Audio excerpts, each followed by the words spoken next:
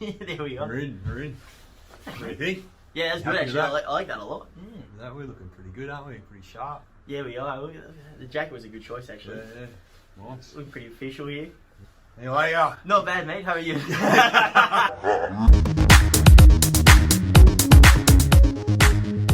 Didn't know you asking you.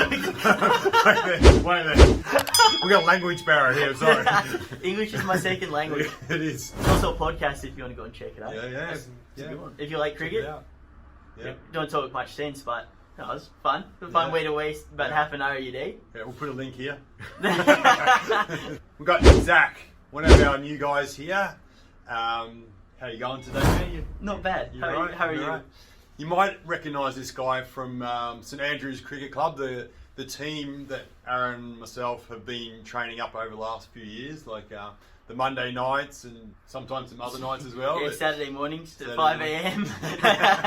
Yeah, so we put them through their paces. And did we kind of inspire you to do a massage course, perhaps? Or? Yeah, pretty much. Well, because I was originally doing digital media, which was essentially just a Photoshop course. So I was teaching me everything I already knew, and the career choices after that was sort of pretty bleak. And I knew I wanted to get into the health field after that, so coming here was probably perfect for that. Because I saw you guys done here. I was like, that's pretty cool. I didn't even know what it was, to be honest. I had to ask a couple of boys, like, what is it?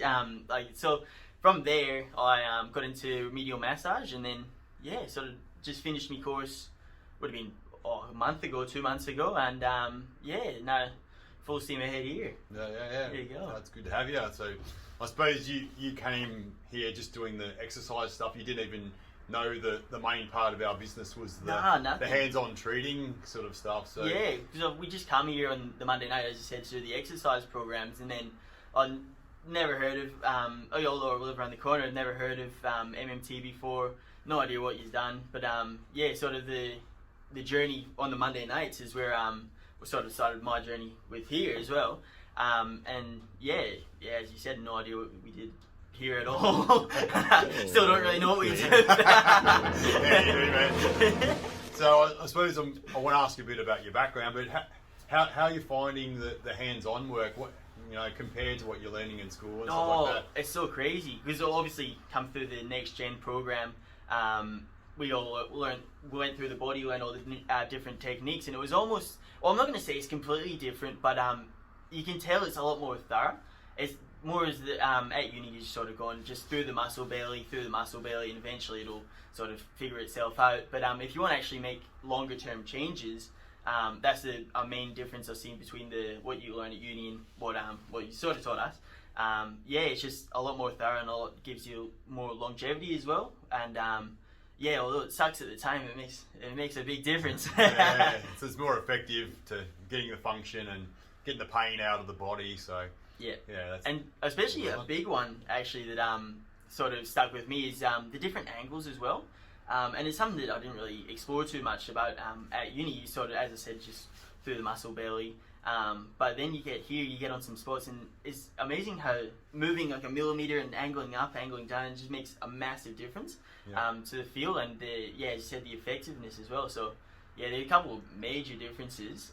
Well, they're not even that major, but just for the effectiveness of the treatments is pretty big. It's subtle, isn't it? But it's a big change, and there's a lot of power in that. And I suppose on that, when you're talking about that subject as well, we really like to get the person on the table, whoever they might be, involved, and because they know by the feeling if it's therapeutic up against traumatic. So we really like to tune into that and interpret those feelings, and then that's why we get a lot greater results as well, because we kind of honour what the sensations the body is telling us, and we can change just by changing an angle a little bit, and we can actually hit that spot more effectively. More of a personal connection as well. It's not just get them on the table, face down, just smash them for 45 minutes and go, all right, that's it. It really is a journey between the therapist and client as well, because the client, they know almost better than the therapist if you're on the spot or if you're millimeter this way, that way.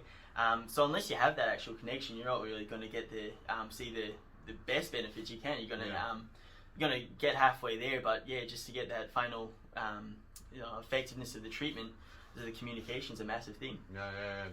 Trust is an enormous thing, isn't it? Like if you trust somebody, you will let them go in deeper and go to where they need to get to be able to go to that pain point and to work it through for you. So it's it is a really personal thing that we're doing here. So anyway, go back to the start a little bit. We kind of got a little bit on a bit of a tangent. So probably noticed a little bit of an accent by now. So tell us about where you're from, man, and just a bit about yourself, what you like doing outside of your work. Right. Oh well, we'll take you right back to the start. I was originally born in Scotland, and moved here probably about 15, 16 years ago. So when I was 6, I moved across here.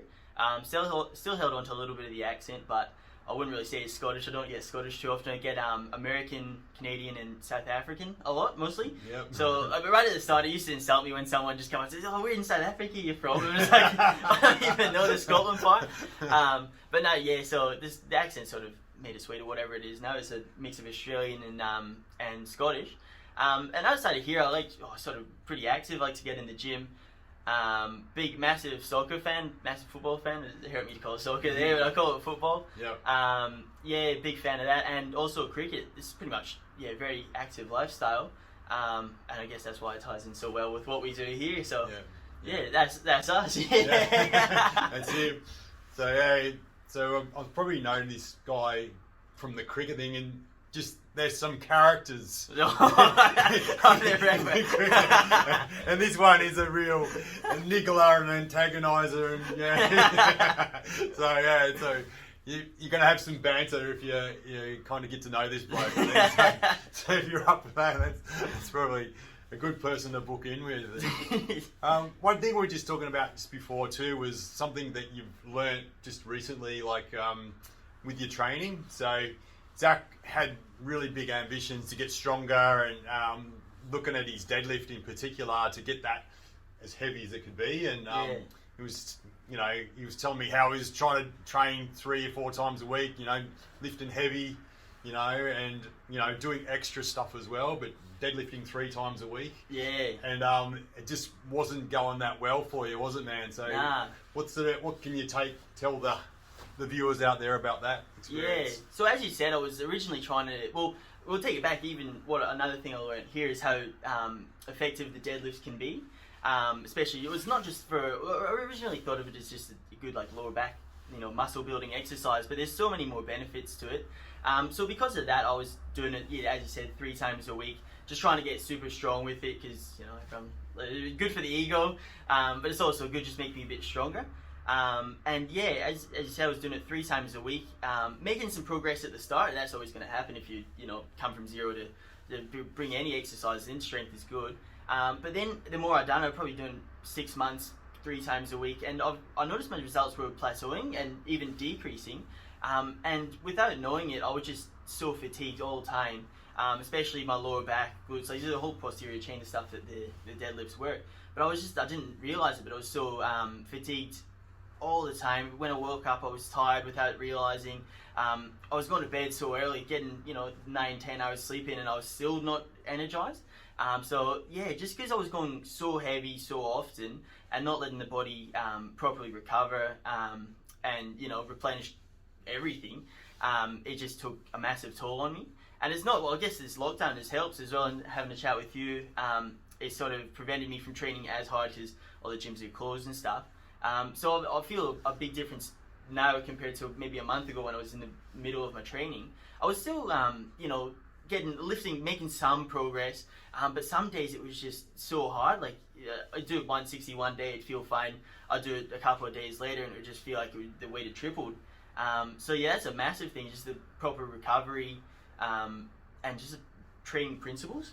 It's not just go hard or go home. It's actually, more so just got to tune into your own body, see how you're feeling. Sort of in the back of my mind, I knew that I was probably doing it too much, but I was just in my head as well thinking the more I do it, I've got to get stronger, because if I'm doing it, I'm getting stronger. More just sort of, I was just going for heaps of volume rather than actually listening to my own body. Yeah. So I suppose that's a thing that people have done throughout time is, you get on something good, you think you do it, and get some results, and more of that would Yeah, be get better. more. Always want more. Do more of it, get more results. But yeah, there's diminishing returns, isn't there? Yeah. And so yeah, the other thing I wanted you to talk about was, you know, your nervous system was fried, but how was your motivation as well? You know, when you were doing it so often. Well, the central nervous system was fried, but especially the motivation. It's just I've been doing training in the gym for so long, it become sort of second nature to me. If I missed a day, I'd feel pretty bad, even though like unused training 7 days a week was terrible. But yeah, it got to the stage where it was more just a chore, like another job for me to go and do it. Because I'm like, I want to train deadlift 3 times a week. If I didn't get the 3 times a week, even though I knew myself I shouldn't be doing it, but I'm just like, I've got to get them in. And it really, it messed up with my motivation. And now I've had probably a week off or something like that. I've now really got proper motivation to enjoy it, not so much look at it as another chore to do.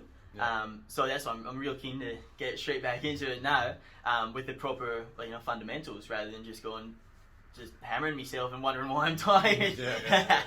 Yeah.